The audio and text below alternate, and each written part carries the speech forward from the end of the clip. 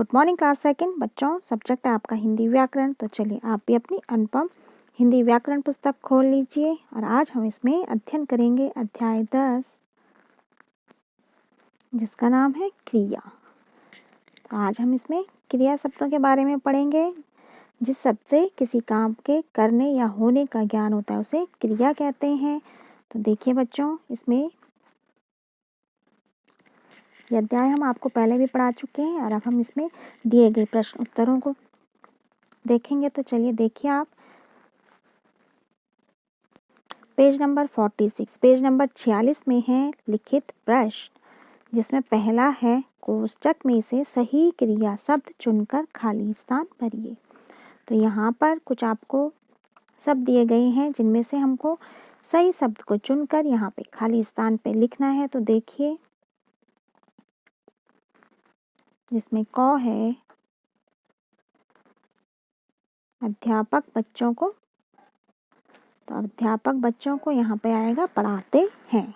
फिर ख है राधा ने खाना खाया। फिर ग है वैभव गाना गाता है। और घ है इसमें दादाजी अखबार, यहाँ पे सही शब्द होगा पढ़ रहे हैं। तो इस तरह आप भी लिखिए अपनी पुस्तक में। फिर इसमें है दूसरा प्रश्न, चित्रों के लिए सही क्रिया शब्द ढूंढकर नीचे दिए गए स्थान पर लिखिए। तो यहाँ पर कुछ शब्द दिए गए हैं और यहाँ नीचे चित्र भी दिए गए हैं, तो हमें सही शब्द चुनकर यहाँ पे लिखना है। तो यहाँ पे पहले चित्र में क्या कर रहा है बच्चा, सो रहा है, तो यहाँ पे हम सोना लिखेंगे। फिर यहाँ पे ये बच्चा कुछ लिख रहा है, तो यहाँ पे लिखना। तीसरे में देखिए आप, घोड़ा क्या कर रहा है, दौड़ रहा है, तो यहाँ पे हम दौड़ना लिखेंगे। फिर चौथे में पढ़ाने का कार्य हो रहा है, तो यहाँ पे पढ़ाना। फिर मछलियाँ क्या कर रही हैं, मछलियाँ तैर रही हैं, तो यहाँ पे तैरना।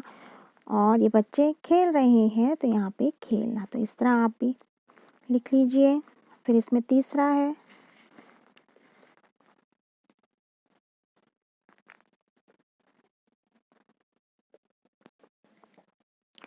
नीचे दी गई क्रियाओं में कुछ अपने आप होने वाली क्रियाएं हैं तो कुछ की जाने वाली क्रियाएं हैं, उन्हें उनके सही गुब्बारे से मिलाइए। तो यहाँ पर देखिए, एक गुब्बारे में लिखा है की जाने वाली क्रियाएं और दूसरे में अपने आप होने वाली क्रियाएं। तो जैसे की जाने वाली क्रियाएं हैं गाना गाना, भागना, कूदना, उतरना, ये सब क्या है, की जाने वाली क्रियाएं। जब हम करते हैं तभी तो, जब हमारा मन होगा तभी हम गाना गाते हैं, डांस करते हैं।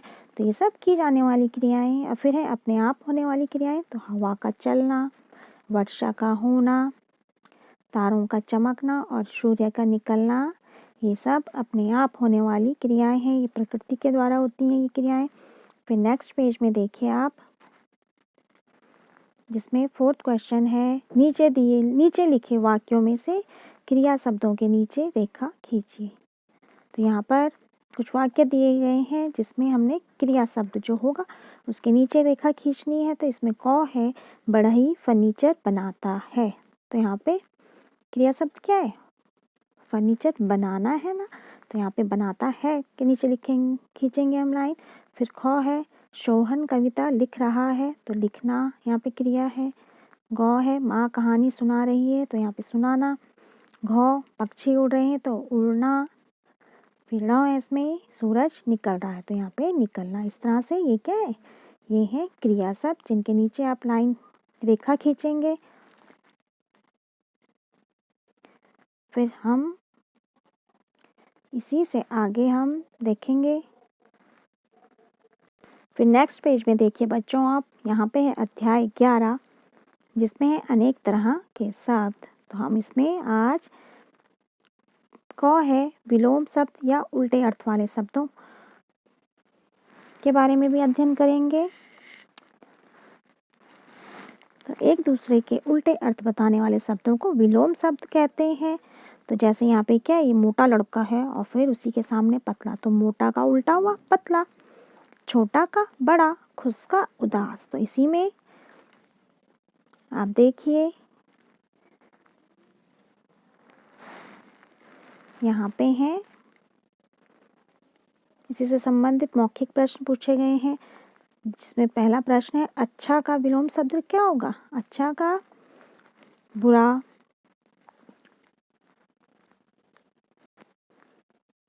और फिर इसमें ख है हाथी बड़ा है तो चूहा कैसा होता है? चूहा छोटा। फिर नेक्स्ट पेज में देखिए आप बच्चों, यहाँ पर दिए गए हैं लिखित प्रश्न। तो इसमें है लिखित प्रश्न में पहला सही विलोम शब्द पर सही का निशान लगाइए। तो यहाँ पे नया का विलोम शब्द क्या होगा? नया का विलोम शब्द होगा पुराना, दिन का रात, उठना का बैठना, और अंधेरे का होगा उजाला। तो ये इसके विलोम शब्द हैं, आप भी अपनी पुस्तक में टिक लगा लीजिए। फिर इसमें दूसरा प्रश्न है वृक्ष पर लिखे शब्दों में से ढूंढकर उल्टे अर्थ वाले शब्द लिखिए। तो यहाँ पर कुछ शब्द दिए गए हैं, हमने उनके उल्टे अर्थ वाले यहाँ इस वृक्ष से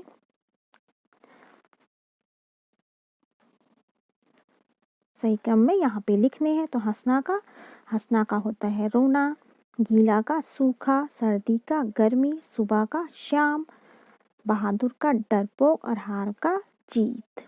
तो इस तरह आप भी इनके उल्टे अर्थ वाले शब्द लिख लीजिए। और फिर है इसी में तीसरा उल्टे अर्थ प्रकट करने वाले चित्रों को रेखा खींचकर मिलाइए।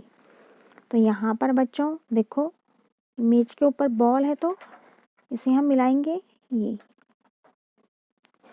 ऊपर का उल्टा क्या होता है? नीचे। तो यहाँ पे बॉल ऊपर है और यहाँ पे बॉल नीचे, तो यहाँ पे इस तरह मिला लीजिए।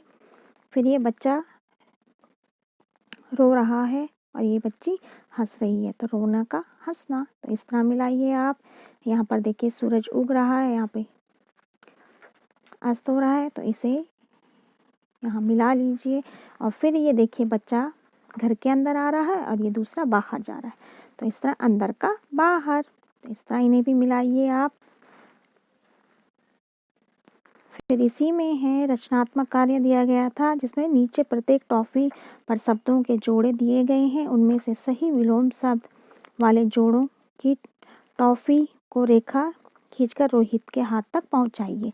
तो हमें यहाँ पे ये शब्द दिए गए हैं जिनका सही अर्थ दिए गए होंगे, उन्हें हमें रोहित के हाथ तक पहुंचाना है। तो अच्छा का बुरा ये सही है, तो इस तरह मिलाएंगे। प्रश्न का उत्तर, लाभ का हानि। तो यहाँ पे है बड़ा का मोटा, बड़ा का क्या होता है? छोटा, तो ये भी गलत है। हार का माला,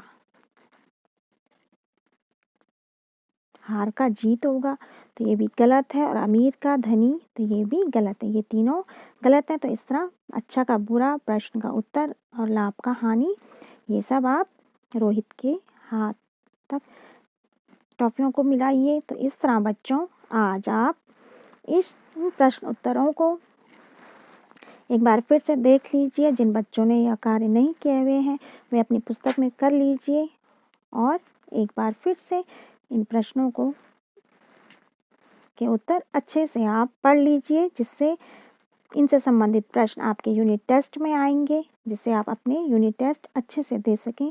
तो चलिए बच्चों आज ये कार्य कर लीजिए। Okay, thank you.